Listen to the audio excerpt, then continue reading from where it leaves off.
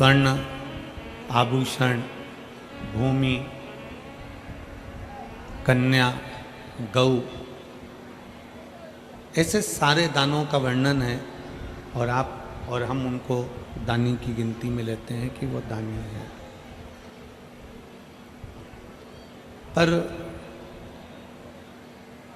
भगवान देवाधिदेव महादेव को दानी नहीं, भगवान शंकर को, मेरे शिव ओघड़ दानी को महादानी कहा जाता है, क्योंकि दानी और महादानी इन दोनों में बहुत अंतर है।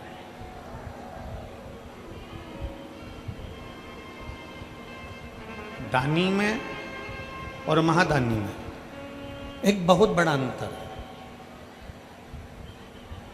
दानी दान कर दिया, दानी ने कुछ दे दिया, दानी ने कुछ प्रदान कर दिया, दानी ने कुछ दिया, दानी ने कुछ प्रदान किया और देकर भूल गया। मेरे ओघड़ दानी भगवान शंकर को महादानी कहा जाता है। महादानी का मतलब यह होता है कि अगर किसी को कुछ दिया है मेरे शंकर भगवान ने, तो देने के बाद उसको छोड़ा नहीं है। मेरे शंकर भगवान ने उसको पकड़कर अपना बना लिया और जिंदगी में उसका खजाना कभी खाली नहीं करा।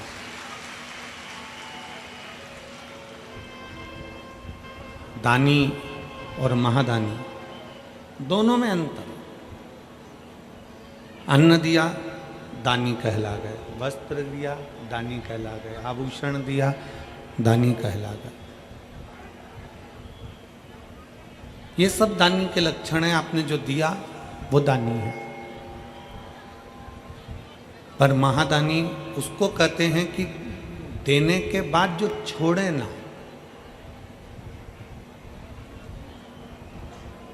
शिव महापुराण में शंकर भगवान को दानी महादानी कहा गया है, तो साथ में माता पिता को भी महादानी कहा गया है। आपके घर में जो बुजुर्ग माँ बाप बैठे हुए हैं, आपके और हमारे घर में जो बुजुर्ग माता पिता बैठे हैं, उनको भी महादानी कहा गया। क्यों? इसलिए क्या कारण हुआ कि शंकर भगवान को तो महादानी कहा गया, साथ में जितने भी घरों में बुजुर्ग माता पिता बैठे रहते हैं, जितने भी घर में बुजुर्ग बैठे हैं, इनको भी महादानी कहा गया। उसका कारण क्या है?